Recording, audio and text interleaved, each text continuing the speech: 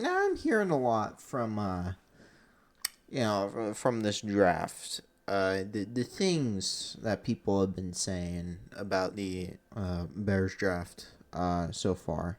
Yesterday was a scream of joy after we finally picked a fucking safety, someone on the defense.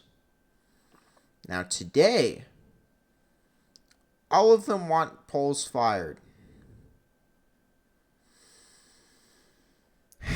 You can never satisfy needs. But anyway, hello. Welcome to your day two recap for the Bears.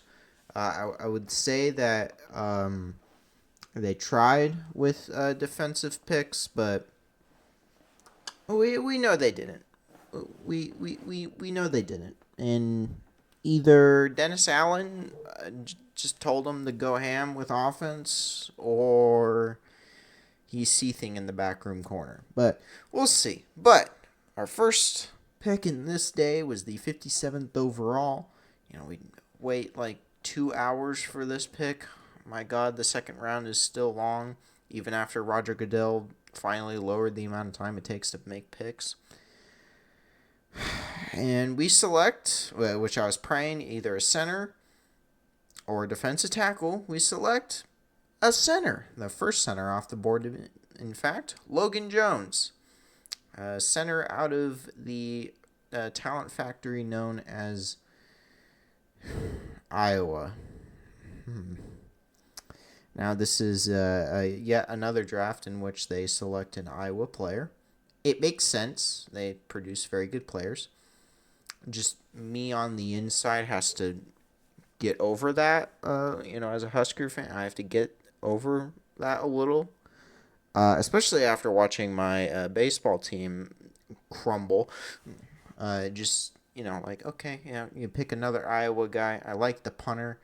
The center, the thing is that he probably wasn't the best center, but I'm sure somehow he impressed through whatever the heck. But no matter what, he is the Drew Dahlman replacement. He will be starting day one, more likely than not. He is a little bit on the older side. He played 4 years in college, like 4 consecutive years, but is somehow 24. I don't know. I think he might have just been an older high school graduate, but that is a little bit of concern. But thankfully, it's not. He suffered injuries for a couple of years. No, he just played college a lot. He liked living in Iowa. I'm sure he'll like living in Chicago much better. But the thing is, some people said that the fact that he's only 6'3", 299 makes it so that he's not going to do well against the likes of the defensive tackles, Vitave or whatever. To that I say, just let him play. Just let him play. The thing is that he has to go up against 300-pound men in the Big Ten for 4 fucking years. He knows what he's doing. He's gonna handle it, hopefully, and just we'll see. We'll see how that goes. And then I'm like, okay, so we're gonna make our pick pick at 60, right? And then I see that we trade back, and I'm like, oh, that's not good. And why I think that's not good is because they realize that they're not going to be able to draft any defensive linemen.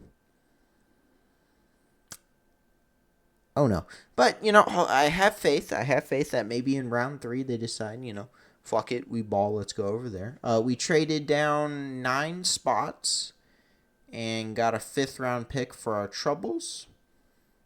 I feel like that's a little less than what we should have gotten, but to be honest, we didn't have anything from our 4th round pick to our 2 7th round picks, so sure, I guess we make 4 picks tomorrow.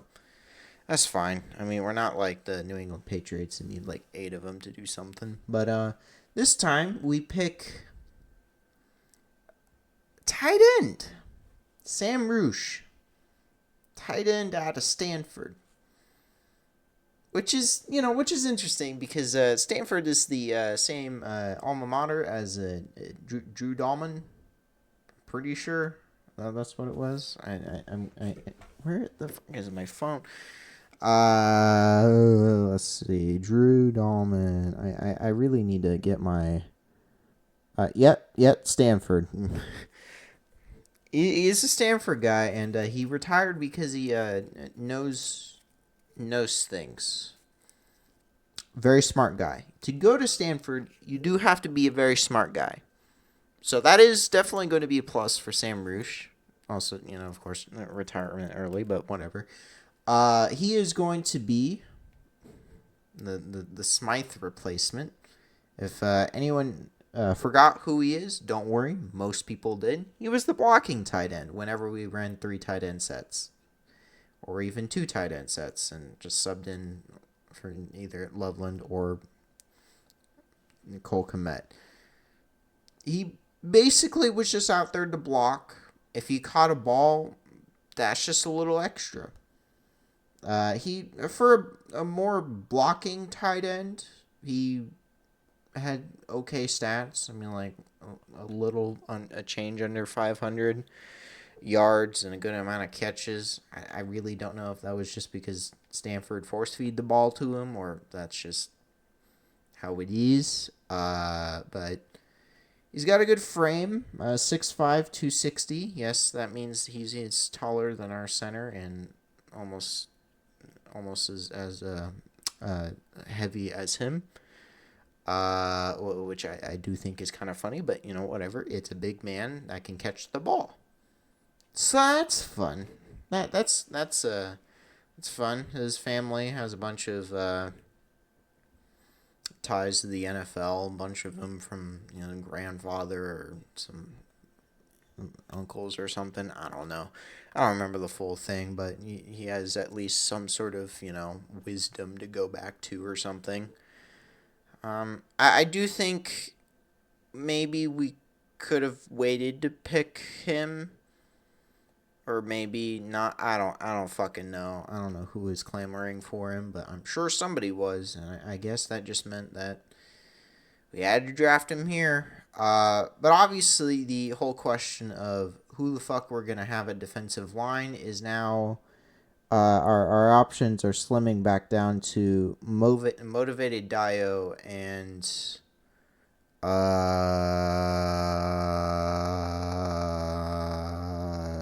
Sweat. That's it. That's all of our line. I don't think we have anybody else. Nope. I don't. No. I'm not even gonna check the roster because I know it's just not. They're not gonna be guys. But okay. But we still have another third rounder. Is that a wide receiver? But okay, it makes a little more sense in hindsight. Okay, so it's the late third round. Late, as in there's like 11 more picks left in the third round. At this point, it's mostly just experimentation time. Honestly, if either Rouge or Xavier Thomas see the field, they are certainly better than the other third round prospects that we have taken, and even some second round picks. And I do think they will both of them will see the field. Xavier Thomas, wide receiver out of LSU, will more likely than not actually see the field. Why? Because he runs a 4.28 40. That's why. We're picking a kick returner in the third round. I know that's not great. I know that is not great to pick your Devin Duvernay replacement at round 3, pick 89, but this kid was not going to be available in the 4th round, and it was like 4th round, 5th round, and then 2 7th. If you're going to get your kick returner, you might as well do it now. I mean, kick returners overall are usually pretty cheap, but, 3rd round kick returner, it's not going to be too terrible.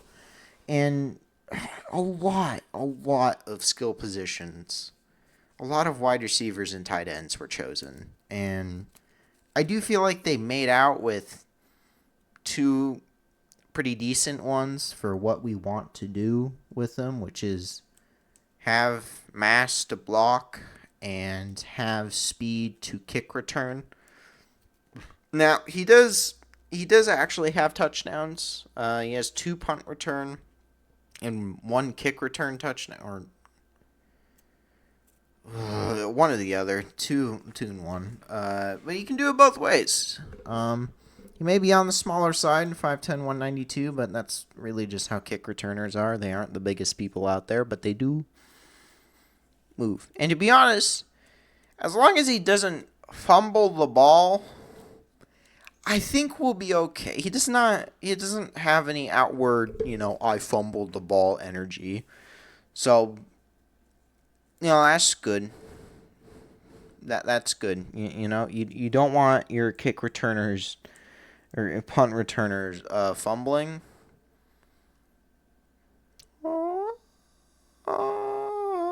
Nope, I don't want to remember that. Nope, get out of my head.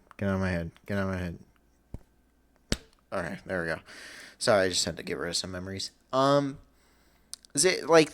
3 of these guys, as not defensive help as they are going to see the field in week 1, more likely than not. Unless there is a freak injury, like that one dude that just decided to disappear on a trip to mental health land.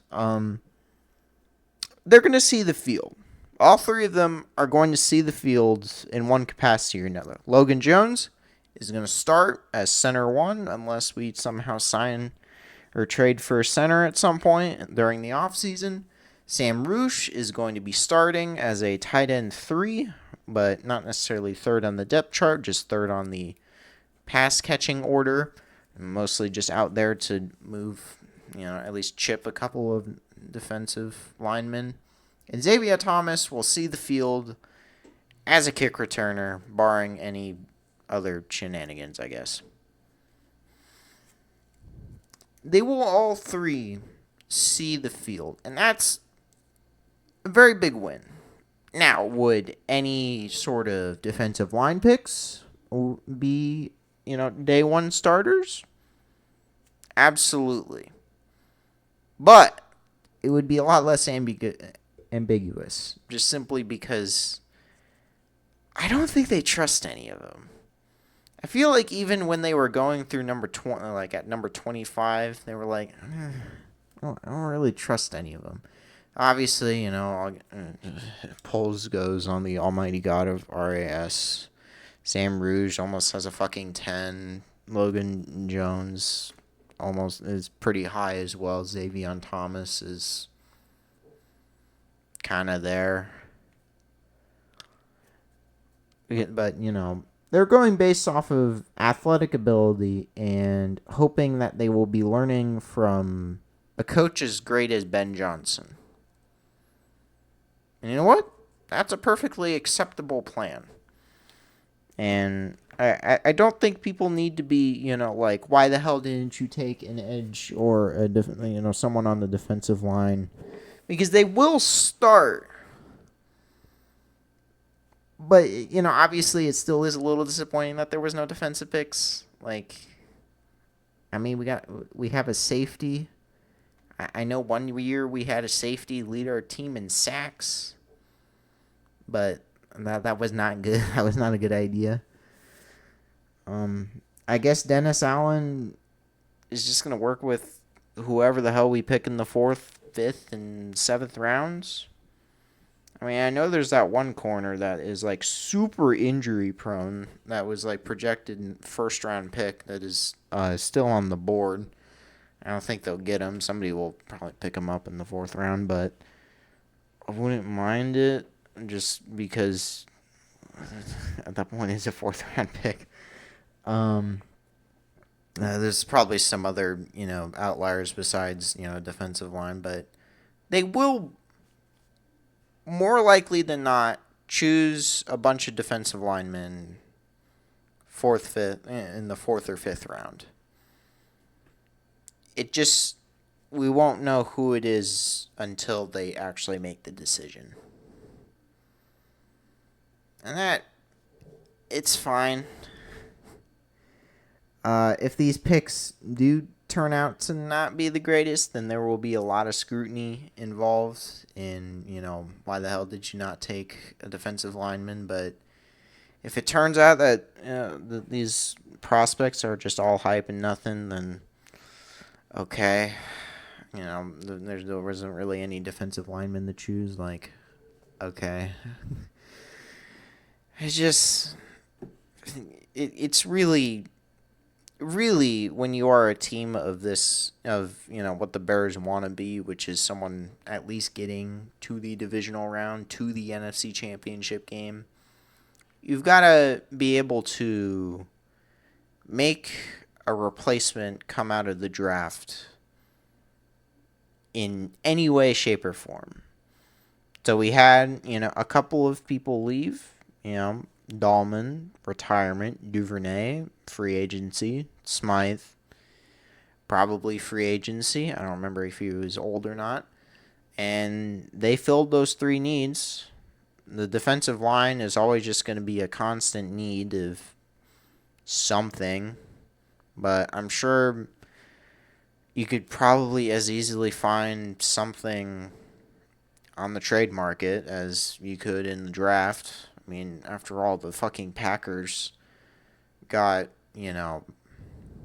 Micah Parsons like 2 weeks before the season started. Like, you can get any one of those generational defensive linemen at any time.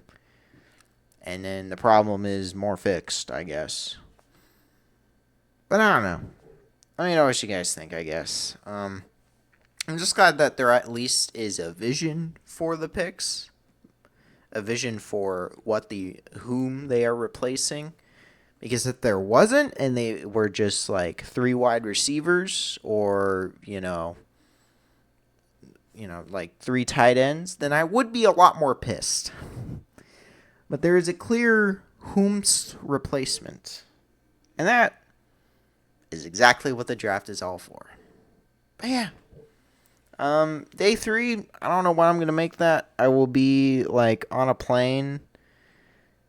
I'll probably be extremely sleep deprived in like 24 hours. Just because I'd be on a plane for way too damn long. But, what you gotta do. Yeah, whatever it is, it'll probably look different than what it looks like now. So, yeah. I will see you guys later.